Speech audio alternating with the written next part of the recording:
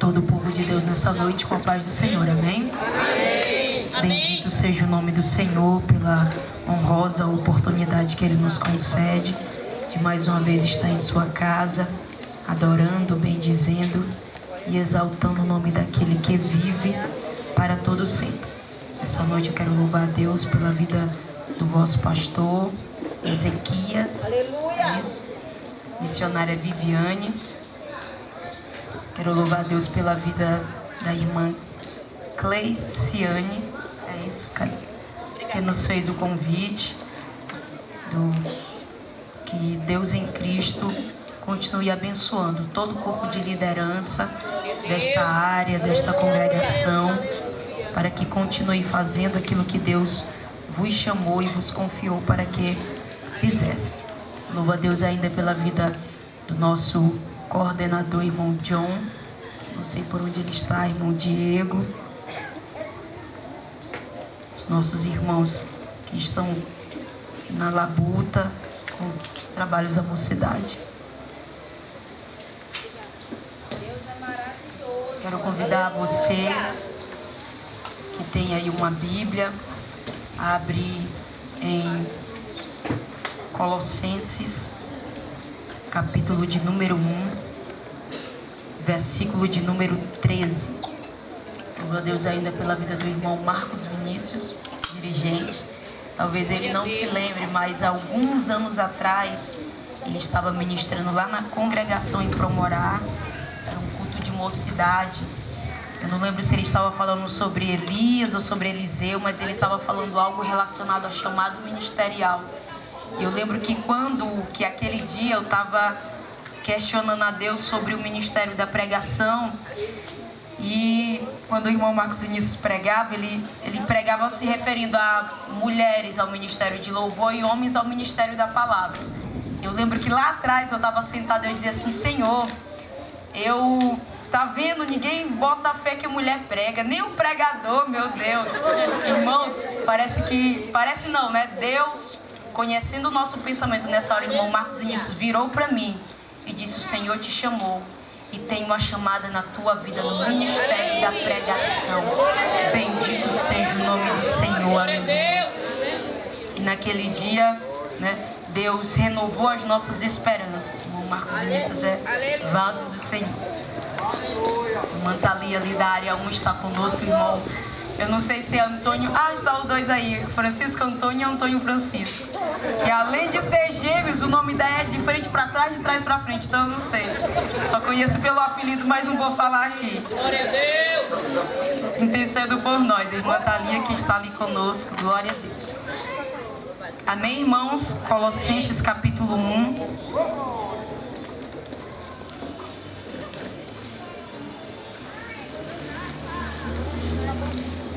Vamos ler a palavra do Senhor.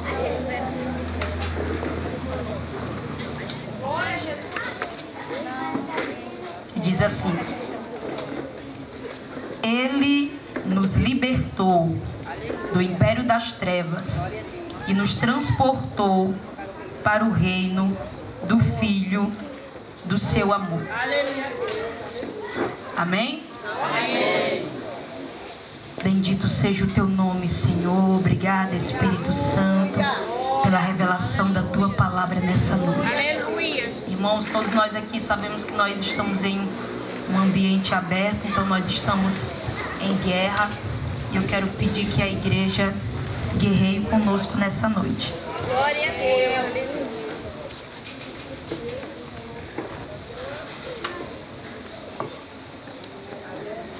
Aleluia. Glória a Deus.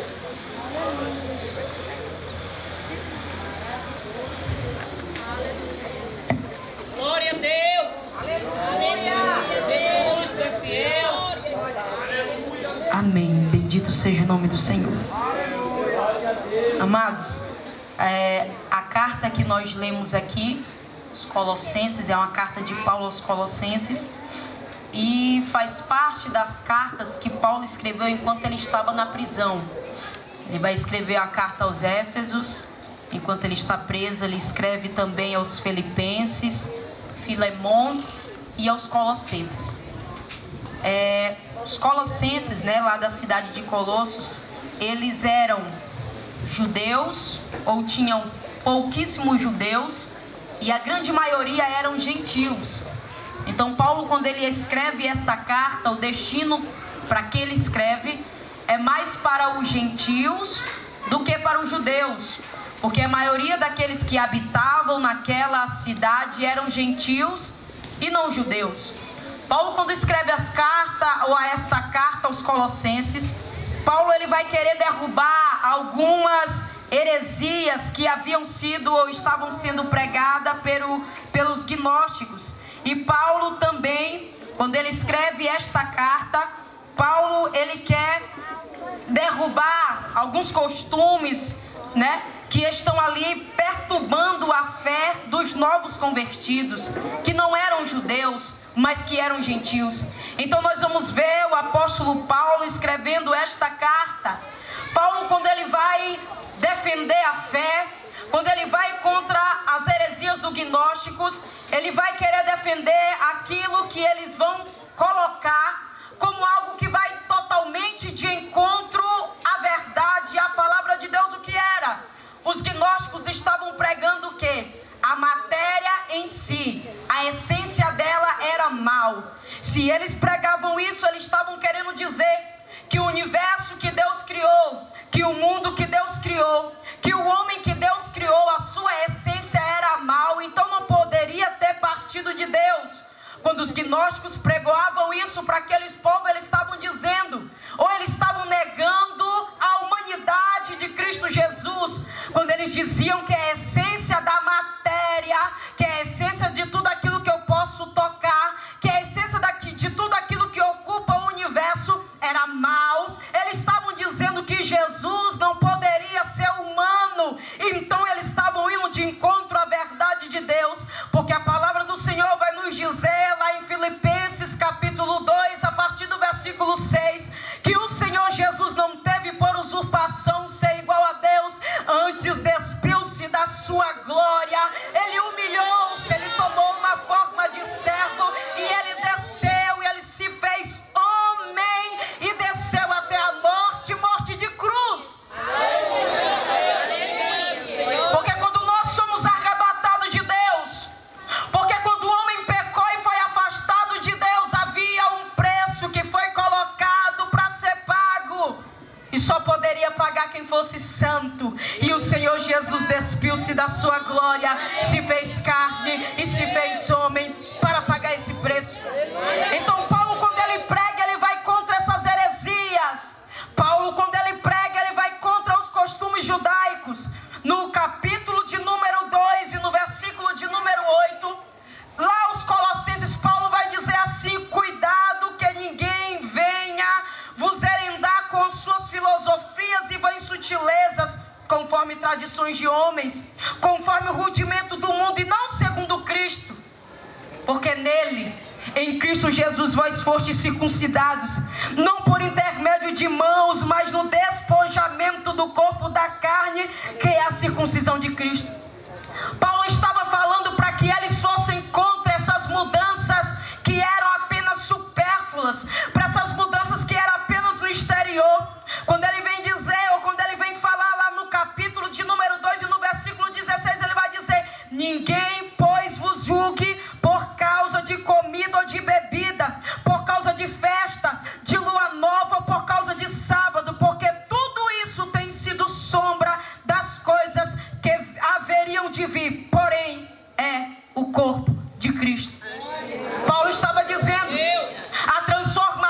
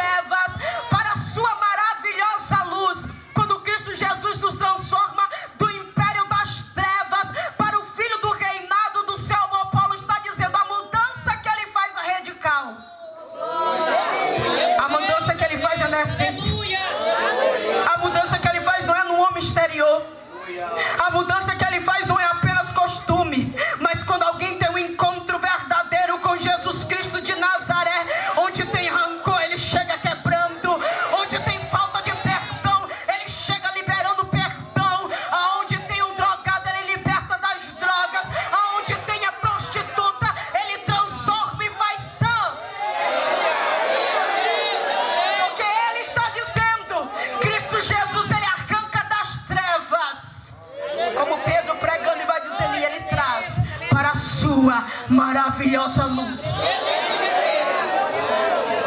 É por isso que Paulo, quando ele continua escrevendo a carta aos Filipenses, ele vai dizer: fazei, pois, morrer a vossa natureza terrena, a prostituição, a impureza, a paixão, a lascívia, o desejo maligno, a avareza, a idolatria, pois estas coisas é que vem a ira de Deus sobre os filhos da desobediência. Agora, porém, despojai-vos. Paulo está dizendo, é como se você vestisse uma veste. Só que diferente daquilo que os judeus apregoavam, os costumes e os místicos também, ele está dizendo, não é uma vestimenta que você vai mudar, que vai fazer você santo. Ele está dizendo, eu quero que você vá penetrar no reino espiritual e que você despoje a sua carne. E você tire a lascívia. E você tire os desejos carnais. Ele está falando de uma limpeza muito mais profunda. Ele está dizendo, despojai-vos de tudo isto. Da ira, da indignação, da maldade, da maledicência, da linguagem obscena no vosso falar. Por quê? Paulo está dizendo, mudar uma veste é muito fácil, mudar algo exterior é muito fácil, mas ele está dizendo, quando Cristo Senhor nos transforma, ele está falando de uma mudança que ela vai lá no interior, que ela vai lá na essência. Bendito seja o nome do Senhor. Paulo está dizendo, o poder de Deus, a transformação dele é algo tão grande, é algo tão profundo, que lá onde ninguém pode tocar, ele toca. Lá onde ninguém pode transformar, ele transforma. Lá onde ninguém pode fazer, ele faz.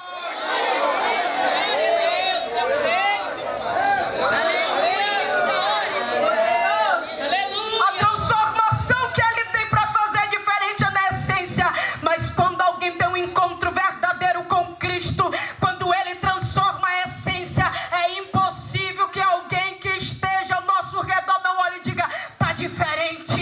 E eu sei que não é a roupa, mas ela agora fala diferente, a conversa é diferente, o brilho é diferente, a glória é diferente.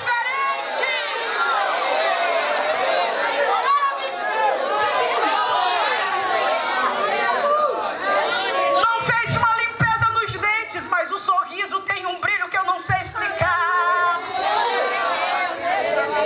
Não mudou a voz, mas a conversa dela agora, como Paulo está dizendo aos Colossenses, vocês precisam ter sal na vossa conversa, nas vossas palavras.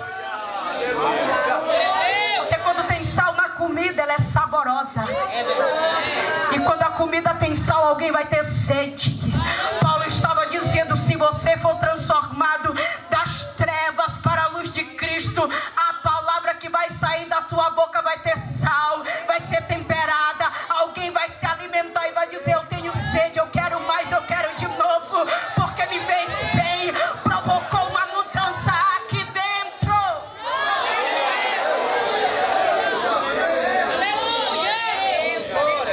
Ele não estava falando dos costumes exteriores, mas a mudança que Cristo nos prega e faz em nossa vida é tão profunda que até aqui fora também é manifesto a mudança que Ele está fazendo no nosso interior. Aleluia, glória a Deus. Aleluia! Então os hereges estavam pregando e eles estavam negando a supremacia de Cristo. Os hereges estavam pregando que Cristo não era suficiente para todos, que Cristo só era dos judeus. Sabe qual é o problema? Ou qual é a estratégia de Satanás? Não é simplesmente ou na sua totalidade que você negue a Cristo. É que você use como se fosse um véu no seu rosto. Quem usa um véu não pode enxergar com clareza, você só enxerga a sombra. A estratégia dele não é que você negue a existência de Jesus, porque os fatos históricos comprovam que ele existiu. Mas a estratégia dele é que você trate Jesus como alguém comum. A estratégia dele é que você não coloque Jesus no lugar que ele é por direito. Os gnósticos diziam: ele não é filho de Deus. Ele não foi feito humano para nos libertar da cruz, porque o preço tinha que ser pago por alguém que era humano. E é isso que muitos estão fazendo.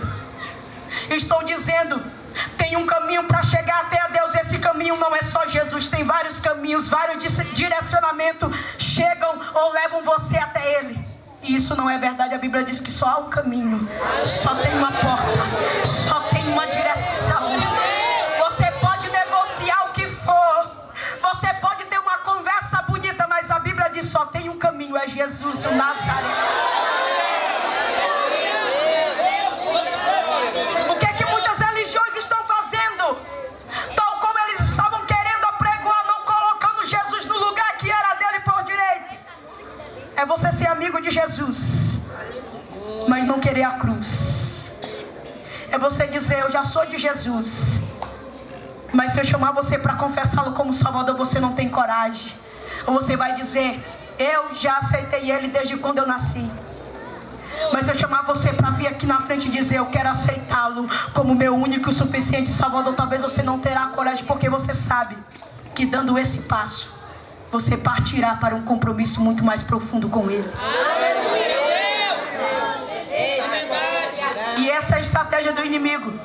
É que você negocie. Não é que você negue a existência. Não é que você seja um ateu. Não é que você não diga que Jesus Cristo foi, Ele existiu e veio aqui na terra e realmente morreu. Mas que você não coloque Ele no devido lugar. Qual lugar? Aquele que pagou o preço por nós na cruz do Calvário. Aquele que disse: me confesse diante dos homens e eu confessarei diante do meu Pai que está no céu. Ele não quer que você reconheça que Cristo Jesus é o único caminho. Ele é a verdade, Ele é a vida, Ele é que liberta, é Ele.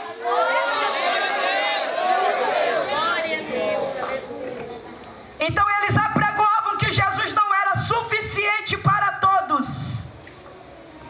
Aí a Bíblia vem dizer, Paulo escrevendo, rebatendo isso, Colossenses 1, versículo 18: Ele é a cabeça do corpo da igreja.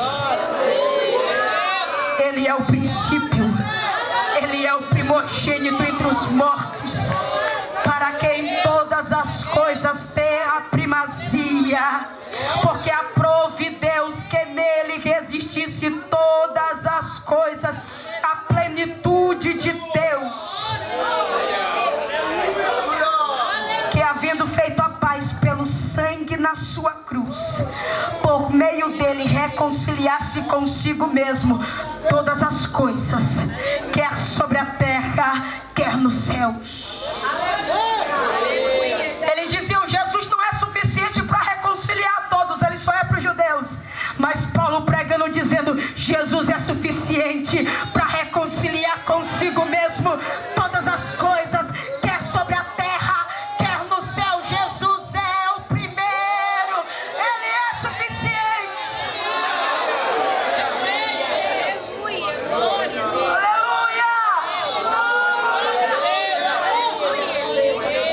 Bendito seja o nome do Senhor. É por isso que quando Paulo prega e falando assim, olha, o versículo de número 13, ele nos libertou do império das trevas e nos transportou para o reino do Filho do seu amor. Ele nos libertou. O que é libertar? É desembaraçar aquilo que causa incômodo. É livrar. É tirar. Paulo estava dizendo: outrora nós éramos ou fazíamos parte do império das trevas, mas Jesus Cristo, o Nazareno,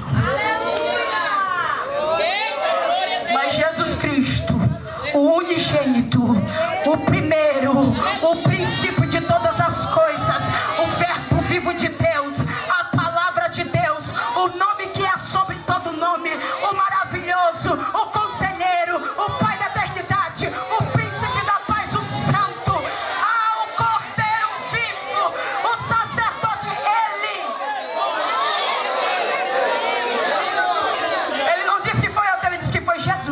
tirou do império das trevas e nos transformou para o reinado do Filho do seu amor. Império das trevas, império ou trevas. Existe a escuridão e existe as trevas. A escuridão é quando tudo está escuro, como está próximo aí dessas árvores. Mas as trevas é pior do que a escuridão. As trevas é a escuridão total. As trevas é a total ausência de luz. As trevas, elas são tão profundas que há quem dê o significado para as trevas, que é o castigo do inferno. E a Bíblia está dizendo que Jesus Cristo nos tirou do inferno, nos tirou da condenação. Bendito seja o nome do Senhor. O império das trevas é o império que tem um soberano. Quem é o soberano das trevas? Quem é aquele que é o imperador das trevas? É o maligno. Você pode se iludir achando que tem meio termo, mas não tem. Há o império das trevas e há o reino da luz. Há o império das trevas e a maravilha da luz. Você não tem como ficar em meio termo. São lugares totalmente diferentes. Império das trevas, quem impera é Ele, quem manda é Ele, quem tem o domínio é Ele, quem tem o poder é Ele. Quem? Satanás. Ele é quem mandava, Ele é quem dominava. Mas a Bíblia diz que Jesus Cristo nos tirou e Ele nos transportou. O que é transportar? Transportar é carregar. Se eu transportar esta água de um lado para o outro, quem é que vai direcionar? É a água? Sou eu, porque eu é quem estou transportando. É eu quem digo quem ela vai. Ela não anda sozinha daqui para cá, ela só vai porque eu levo ela. Ela só vai porque eu guio ela. Ela só vai porque eu carrego ela. Quando Cristo Jesus disse que Ele nos liberta, Ele disse: eu arranquei vocês do império das trevas.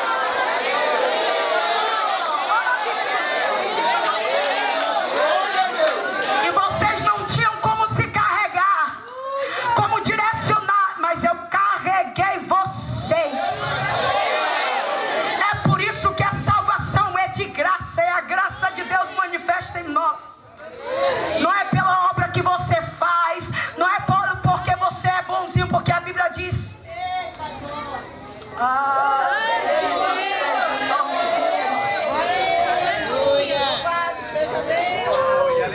não é pela tua obra. Tem gente que não vale nada, que bebe, que fuma, que rouba, que mata. Mas tem gente que é bom, que faz caridade. Mas se o drogado não se arrepender e aceitar Jesus como vai para ir para o céu, ele vai para o inferno. E aquele que era bonzinho, que fazia caridade, também vai. Por quê? Porque a boa obra não salva ninguém. Só Jesus é quem transporta. Só Jesus é quem liberta. A tua boa obra não te liberta. Teu bom caráter não te liberta. Não liberta, não te salva. Jesus é quem te transporta das trevas para a sua maravilhosa luz. Ele é quem te carrega. Você não tem como se carregar porque você não pode, mas Ele te pegou no colo e te carregou. Para pegar você no colo e te carregar, Ele teve que pagar um alto preço. Ele teve que ser chicoteado com couros de animal, e as pontas daquele chicote tinha ossos de animal, tinha bolas de ferro para penetrar na carne dele, para furar, para rasgar.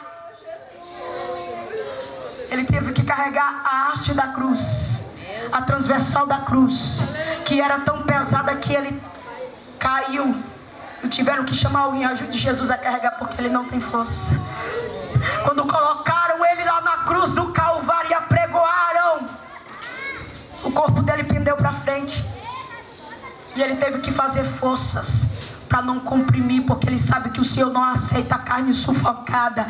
Ninguém pode forçar você a querer Ele. Você tem que querer Ele por livre e espontânea vontade. Ele já abriu o caminho, Ele já abriu o acesso para você entrar no céu. Você tem que querer. Ele teve que sustentar o corpo nos pés, perfurado por prego que não era redondo como esse que a gente tem, mas era de forma quadrada. É por isso que quando foram até Jesus, tiveram que enfiar uma lança no coração dele, até começar a sair água, porque não tinha mais sangue. E quebraram a perna dos 2 presos que estavam do lado dele. Por quê? Porque quando quebravam as pernas dele, era para eles caírem, não terem mais como sustentar o corpo, e assim serem sufocados e morrerem sufocados. Jesus não podia morrer sufocado, mas mesmo ele sem sangue, ele disse: Pai, em tua morte eu entrego o meu espírito. Porque na cruz a morte não teve poder sobre Jesus. Porque a morte só tem poder em quem peca, em quem é pecador. A morte não teve poder sobre ele, porque ele era santo, santo, santo, santo. Ele nos transportou. Bendito seja o nome do Senhor. Ele nos libertou. Louvado seja Deus. Aleluia. Glória a Deus. Para o reinado do Filho do seu amor. Aleluia. Bendito seja o teu nome, Jesus. Nós fazíamos parte do império das trevas, mas Ele nos tirou das trevas e nos levou para a luz. Pedro diz que Ele nos levou, que Ele nos transportou para a sua maravilhosa luz. Quando Ele diz maravilhosa luz, Ele está falando que é algo tão grande que você olha e diz: meu Deus, é maravilhoso. É além do que luz, vale mais do que luz, é mais profundo do que luz. É a maravilhosa luz de Deus. Eu quero que você veja comigo o que o Senhor tem para falar para você nessa noite. Império das trevas, ou seja, quem imperava eram as trevas, quem dominava eram as trevas, quem comandava eram as trevas.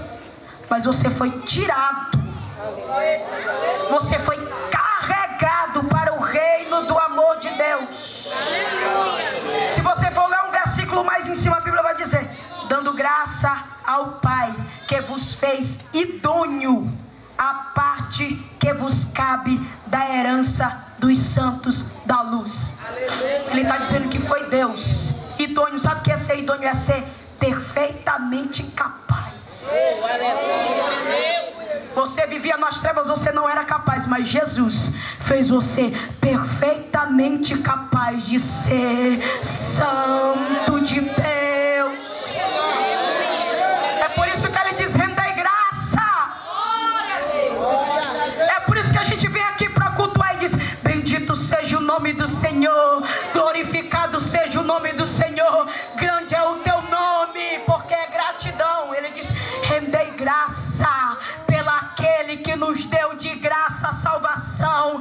Quem não reconhece que recebeu de graça a salvação e que não tinha poder para ser liberto e que não tinha poder para se carregar das trevas para a luz de Deus, quem não reconhece não glorifica, não adora e nem rende graça. Mas quem reconhece o quão profundo foi o sacrifício, mas quem reconhece o quão alto foi o preço, mas quem reconhece o quão grande foi o sacrifício dele na cruz, tem que levantar a mão e render graça.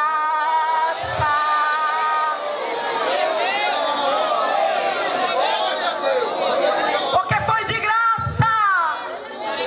Não há nada que você possa fazer para pagar o preço da salvação, mas Ele nos deu de graça.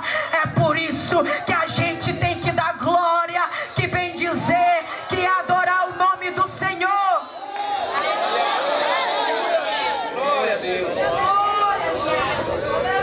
Porque se hoje nós temos o conforto da graça, é porque o Deus da glória fez com que isso acontecesse. Por isso Ele é digno de toda a honra, glória, louvor e adoração.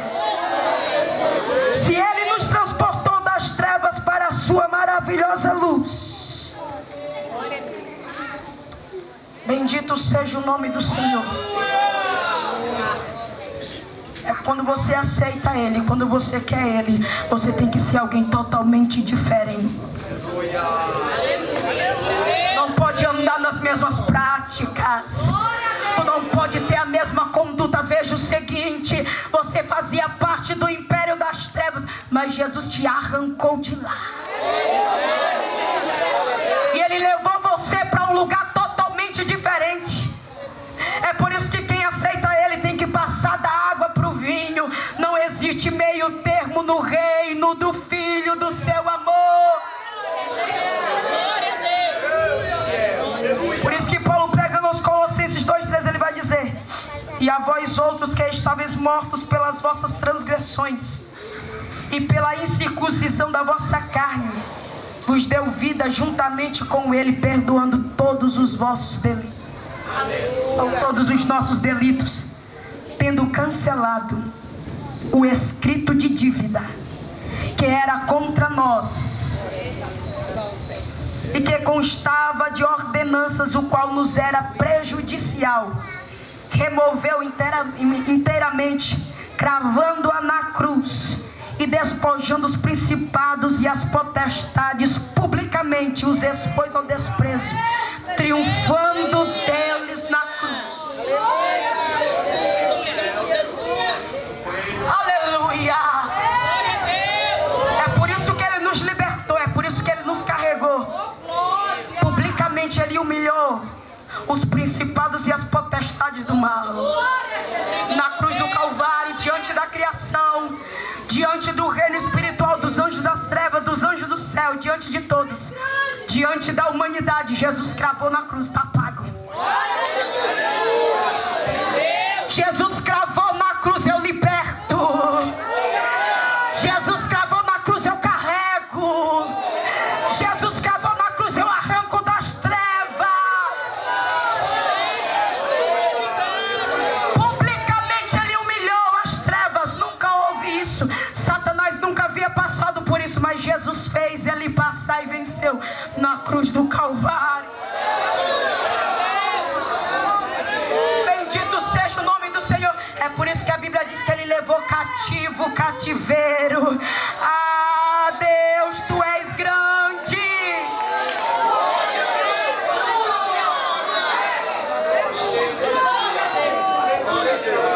Nós fazíamos parte do que, a igreja? Diga, do império das trevas. Jesus nos transportou para onde? Para o reinado do Filho. Então Ele nos tirou do império e nos levou para um reinado.